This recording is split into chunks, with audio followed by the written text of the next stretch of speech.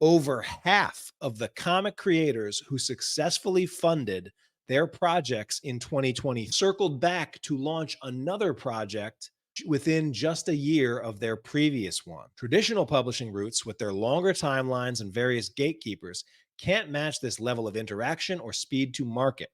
Kickstarter not only bridges this gap, but also strengthens the creator audience bond with every new project.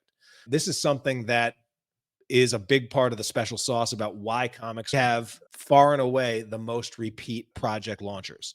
Liz Moe, who was the interim lead of the comics category over on Kickstarter, and she published this a couple months, end of February, so it's a couple weeks old now.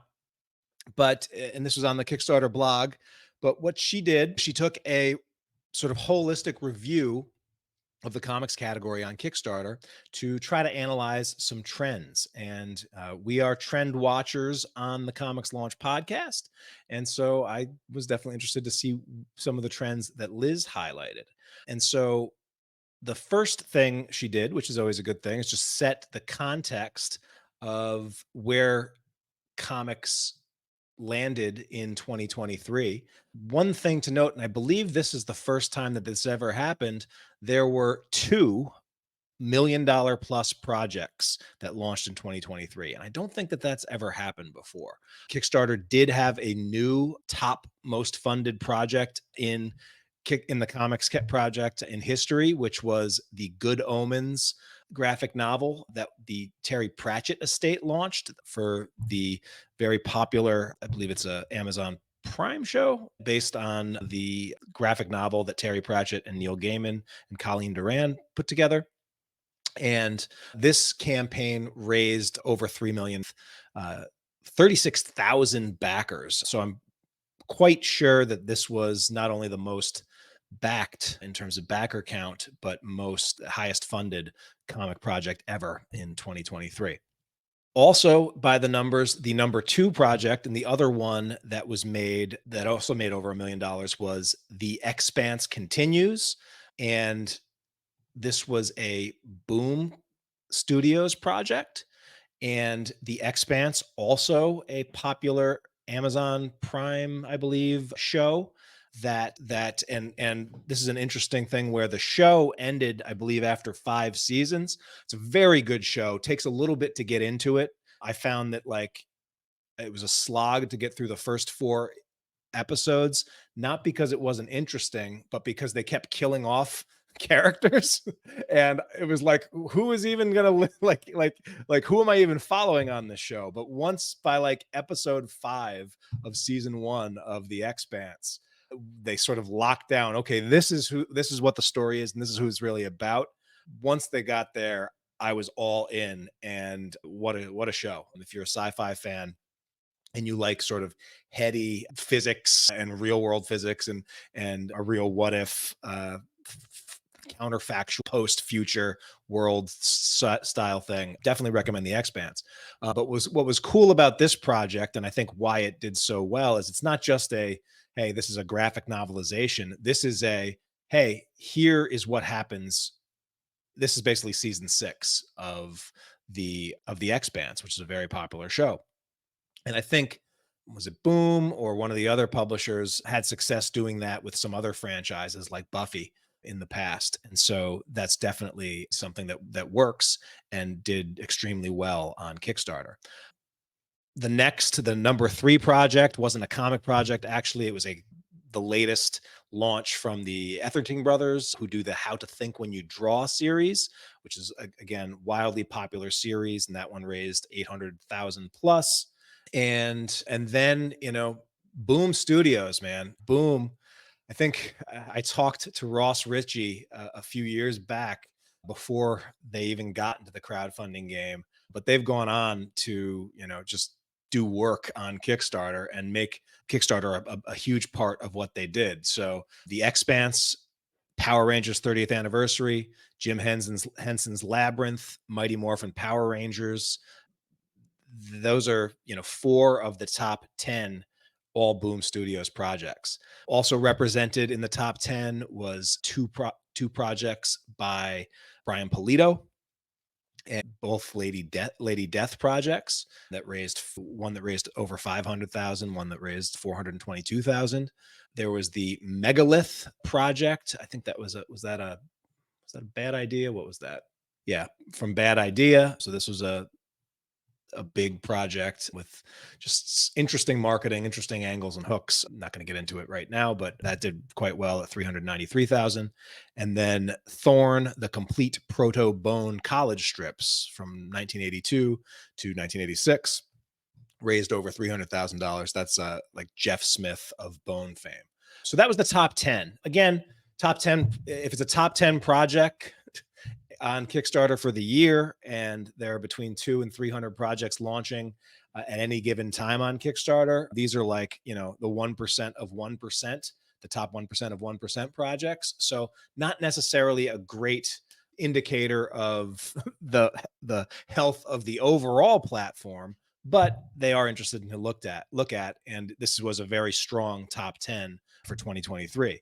By the numbers, the comics category had a 11% year over year growth in the number of comic projects that launched. So 11% more projects in 23 than 22. And I do believe 22 was also a banner year. So the growth has continued. A 12% growth in the number of successful projects. So not only are more projects launching, but more projects that launch are being funded on Kickstarter.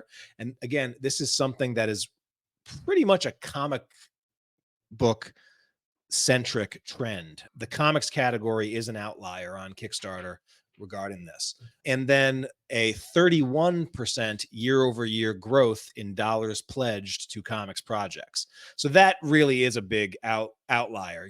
In a perfect world, you would expect, well, if 11% more projects, if 11% more projects launch and 12% more get funded, that doesn't necessarily equate to a 31% increase, but a lot of that has probably had to do with some of these projects at the top, the Good Omens and the Expanse, doing so well. So what did they say? Reflecting on these 23 numbers, this is what Liz wrote. Reflecting on these 2023 numbers, the surge in both the number of projects and the number of dollars pledged underscores a thriving comics ecosystem. We want to continue this momentum. Another testament to this momentum is setting a new record for the most funded comic project on our platform, Good Omens.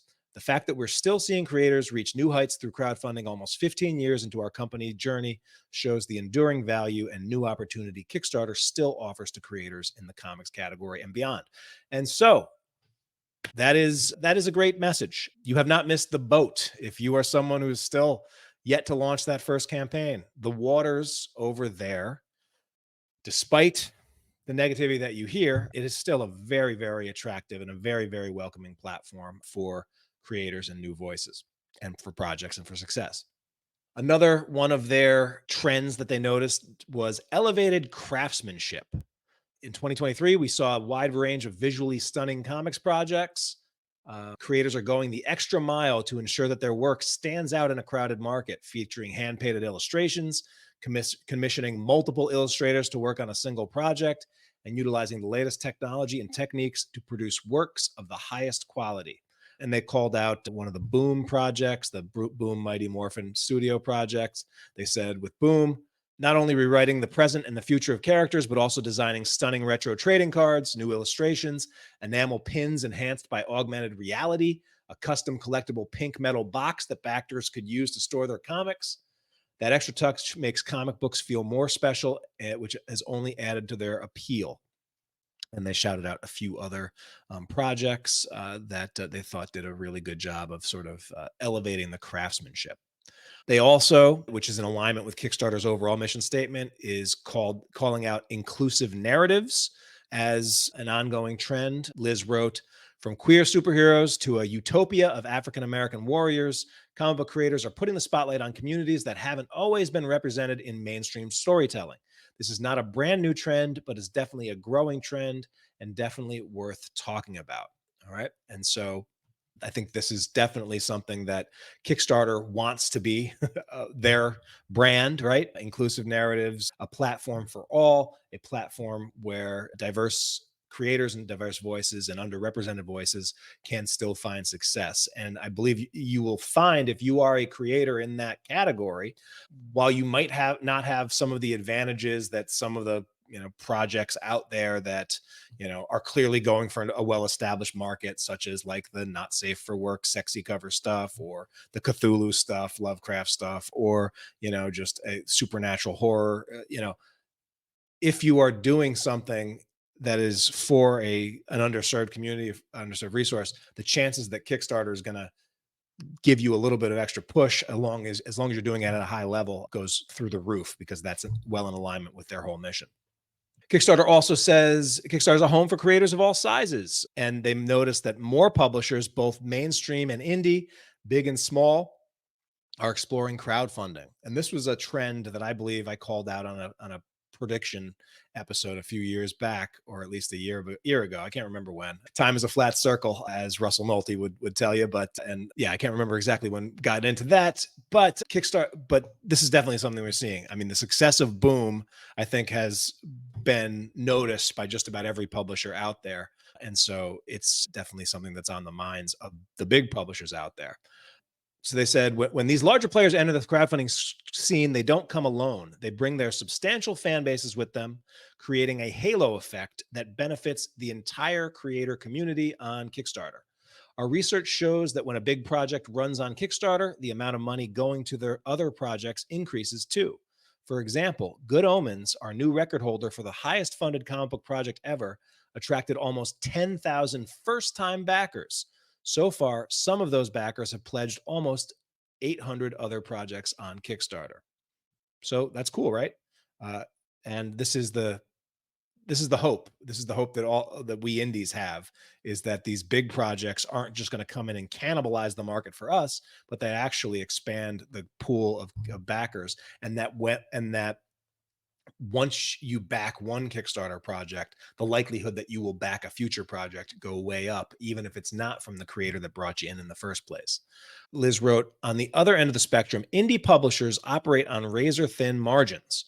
For them, the stakes are high. Ambitious projects can either soar or sink a small company.